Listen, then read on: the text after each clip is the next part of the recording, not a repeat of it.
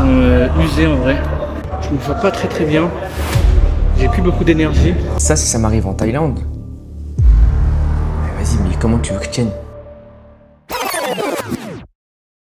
Je pense que ma plus grande peur, c'est de passer à côté de ma vie. De me réveiller un matin et de me dire en fait c'est pas la vie que je veux. C'est une peur qui me motive à tout donner, à parfois risquer beaucoup de choses, parfois trop me précipiter pour avoir la vie que je veux. Même si en réalité je pense pas savoir réellement la vie que je veux, alors je me contente de faire ce que je kiffe et ce qui me fait envie. Et grâce au réseau, à 16 ans, je vais bientôt partir en Thaïlande pour kiffer, pour me challenger, pour combattre et m'entraîner. Et ça va juste être incroyable. Mais un mois avant mon voyage, il y a eu un petit imprévu qui pourrait tout foutre en l'air si jamais il est mal géré.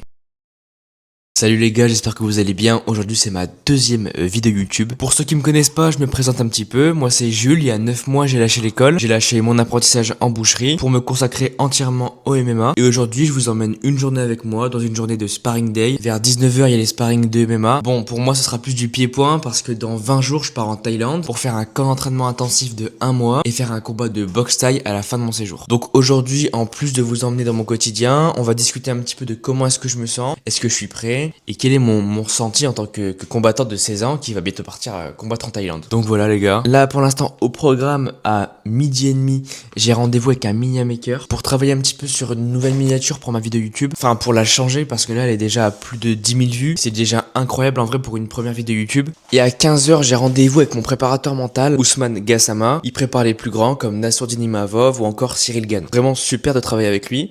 Et avant ça, on va se prendre le petit déj. Bon, pour le petit-déj. Oula.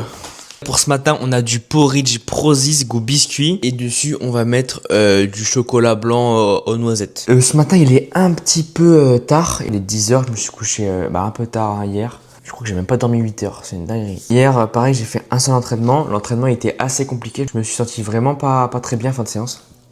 Ça me fait un peu peur pour la Thaïlande. Là-bas, avec le décalage horaire, le changement de climat et les entraînements durs, et en plus il y en a 2 par jour, ça va être chaud. D'habitude moi aussi je m'entraîne 2 fois par jour, mais là je me sens pas apte à le faire. Bref, sinon je vais pas vous mentir que si je pars en Thaïlande, c'est pas que pour ma progression personnelle, c'est aussi pour les réseaux, parce que j'ai fortement envie de percer sur les réseaux. Voilà, moi je l'assume, parce que mon rêve c'est de vivre de mon sport, et je m'y approche vraiment.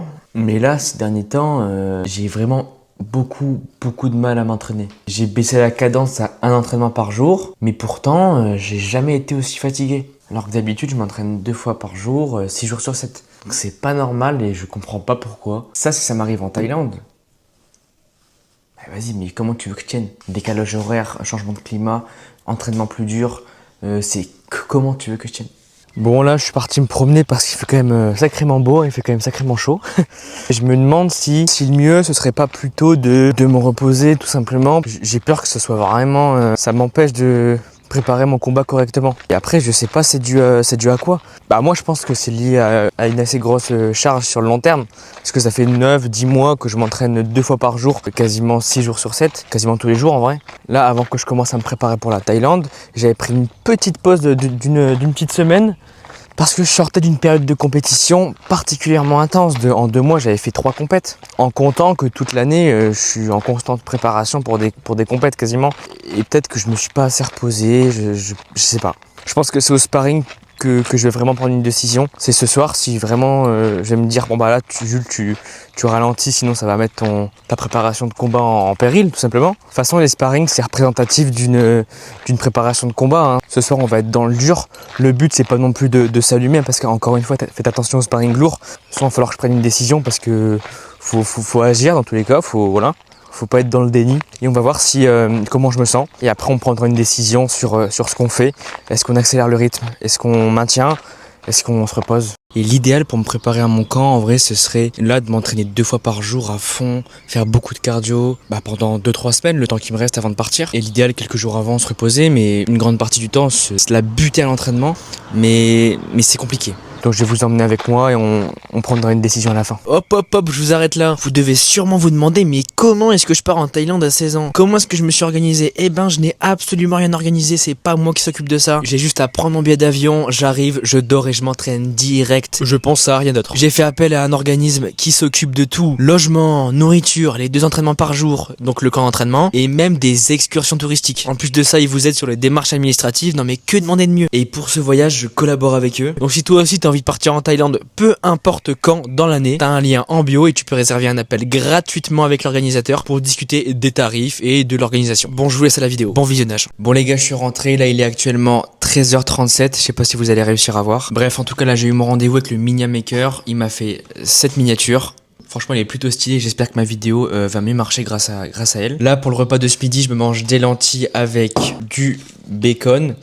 Je me mange ça, je vais me détendre un petit peu. Je vais travailler aussi sur une vidéo TikTok, la prochaine que je vais sortir. Et après, je vais pas tarder à aller chez mon père pour récupérer mes protections pour les sparring de ce soir. Bon les gars, désolé pour la qualité. J'ai totalement oublié ma caméra chez ma mère.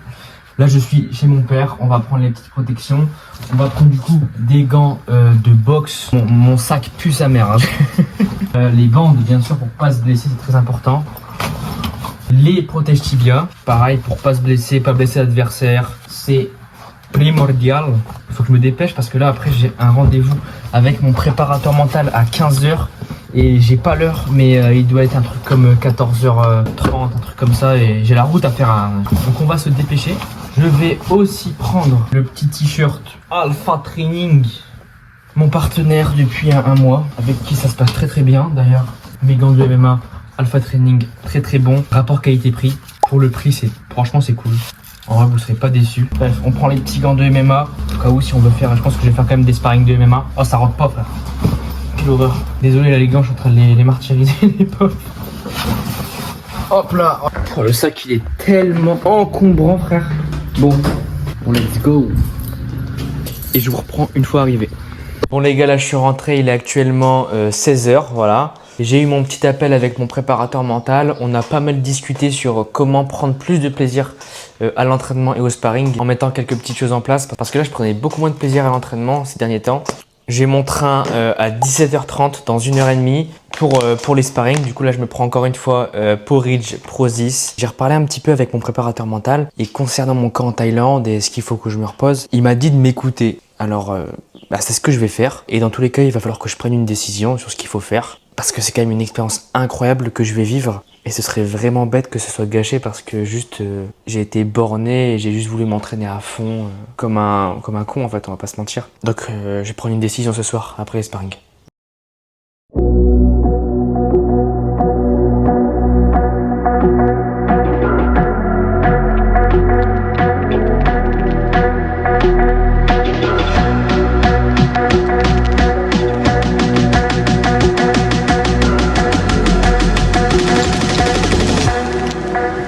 Essaie de prendre le centre. Ouais.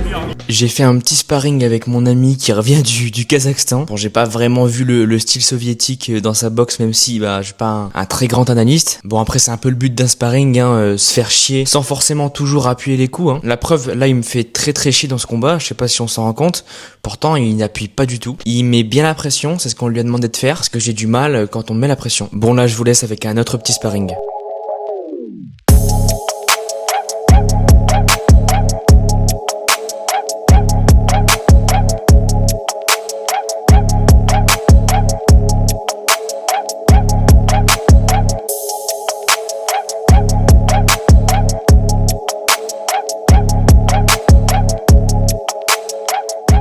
Bon là on passe à un combattant qui a une très grosse expérience en boxe anglaise. Comme vous voyez j'ai le droit au coup de pied, ce qui m'a permis de le faire chier sur ça. Parce qu'honnêtement en boxe anglaise je ne l'égale pas du tout. Comme vous voyez j'envoie beaucoup de calf kick. En gros c'est un coup de pied au niveau du mollet pour un peu détruire ses appuis et l'empêcher d'avancer. Mais bien sûr je varie entre high kick et middle kick. En gros ce sont des coups de pied au corps et à la tête. Bon là ça part un petit peu en freestyle je vous avoue. Mais j'arrive quand même à le mettre dans un coin, à varier avec pas mal de coups de pied pour le frustrer. Mais comme un con je suis vite ressorti alors que j'aurais pu rester et continuer à boxer. Bon, là on passe à l'un des derniers sparring et le dernier sparring qui a été filmé. On est toujours sur un combattant qui a une très bonne base en boxe anglaise, mais par contre lui il a très bien adapté avec les jambes notamment. C'est pour ça que vous allez voir qu'il met beaucoup de combinaisons avec les pieds et que les coups de pied que je mets le gênent beaucoup moins. Bon, là on va pas commenter beaucoup parce qu'on va pas se mentir, je me suis juste fait arracher la gueule. Plus techniquement, la plupart du temps, il m'a pas défoncé, je vous rassure, il est pas comme ça. Bon, par contre là vers la fin il y a un beau coup qui est passé qui m'a bien fait mal, mais bon ça reste un sparring les gars, c'est quand même du combat. Bon les gars, là il reste 2-3 sparring, un truc comme ça. Je me sens usé en vrai. Je vais y aller. Je me sens pas très très bien. J'ai plus beaucoup d'énergie, donc je préfère me reposer. Il fait chaud sa mère. Il fait chaud, c'est une dinguerie. Le cadreur là. Salut les filles. Bon bah les gars, là on s'est posé, on est parti manger. Ça s'appelle comment déjà? Chicken beef. Chicken beef. Mec, c'est génial. C'est trop bon. On fait attention à la diète. T'en apportes c'est quoi un petit peu des performances? Des sparring d'aujourd'hui? Ouais. Je pense que tu as toujours un manque sur la garde. On sent que tu as une sorte de fatigue nerveuse avec l'enchaînement des entraînements et tout. Donc forcément, je pense que tu auras besoin d'une sorte de pause aux dépens des réseaux. Ouais. Voilà. Mais il te manque, c'est ce truc de quand t'as peur, t'engages quelque chose. Quand t'as peur, il faut que tu fasses peur. Le seul moyen d'empêcher que l'adversaire nous frappe, c'est de lui faire peur sur des coups. Et du coup, sur les points positifs, on a le fait que t'as plus de précision, t'as une meilleure gestion de la distance. Et dans les défauts, je reviens dans les défauts parce qu'il y a un truc, c'est que tu réfléchis pas assez pendant que tu combats. Tu fais trop par réflexe. Et du coup, quand ça fait 4 fois d'affilée que je te fais la même technique, bah ta défense elle change pas forcément. Ouais. Et sinon, de manière générale, il y a un niveau qui est arrivé. Forcément, tu t'es beaucoup entraîné, donc tu t'es amélioré. Mais voilà. Après, les sparring aujourd'hui, ils étaient un peu durs. Ouais, on s'est pris un beau coup par Mathieu. Big up à lui. C'est le big boss, Mathieu. Ouais, big boss dans mon crâne, mais bon, big boss quand même. Bref, bon, on se retrouve pour le débrief tout à l'heure, les gars. Bon, comme vous avez pu le comprendre, les sparring de ce soir étaient assez durs et je profite de ce temps tout seul dans le train pour réfléchir à la décision que je dois prendre, même si en réalité je pense que c'est évident, elle est quasiment déjà prise. Mais c'est pas facile d'être objectif quand ton sport c'est toute ta vie en fait. Même si j'ai pas tout le temps envie d'aller à l'entraînement, même si je prends pas toujours du plaisir à l'entraînement, au moins je me sens avancé dans la vie. Et je pense que la décision que je vais prendre, en plus de me permettre de préparer mon combat en Thaïlande de la meilleure des manières, ça va aussi être un moment pour voir plus loin que le MMA et les sports de combat. Parce que la réalité, c'est qu'à l'heure actuelle, je suis pas sûr de vouloir faire une carrière en tant que compétiteur. Mais ce dont je suis sûr, c'est que le MMA, c'est un style de vie, c'est mon identité, c'est un truc qui va m'accompagner sur plusieurs dizaines d'années. Et si j'apprends pas à m'écouter, à vivre sainement avec, bah ça va juste me détruire et être plus négatif qu'autre chose. Bon les gars, là je suis sur le retour. Il y a un petit coca là quand même, ça commence à sortir. Donc aujourd'hui, petit débrief, j'ai bien réfléchi aujourd'hui et ces derniers jours par rapport à comment est-ce que j'allais envisager mes 2-3 semaines avant mon combat professionnel en Thaïlande. Parce que comme je vous ai dit, l'idéal ça aurait été de me préparer à fond, 2 entraînements par jour, beaucoup de cardio. Mais je pense que c'est pas ce que je vais faire parce que là, j'attendais de ce sparring de prendre une décision. Et ça a fait que confirmer mes doutes que en fait juste je suis à saturation et il faut que je prenne une pause, sinon ça risque de tout niquer de niquer mon voyage, on va pas se mentir, et niquer ma préparation de combat. Donc je vais clairement prendre une pause. Je vais m'entraîner juste si je le sens jusqu'à la Thaïlande. En tout cas, j'espère que la vidéo vous aura plu. De toute façon, on se retrouve très très vite pour de prochaines vidéos. Je vous spoile pas, mais il y a des bons concepts qui arrivent. Forcément, une vidéo sur la Thaïlande, un vlog sur tout mon voyage en Thaïlande et d'autres vidéos. Mais sur ça, je vous spoile pas. N'oubliez pas de liker, partager, commenter, booster la vidéo tout simplement. Et je vous dis à très très vite.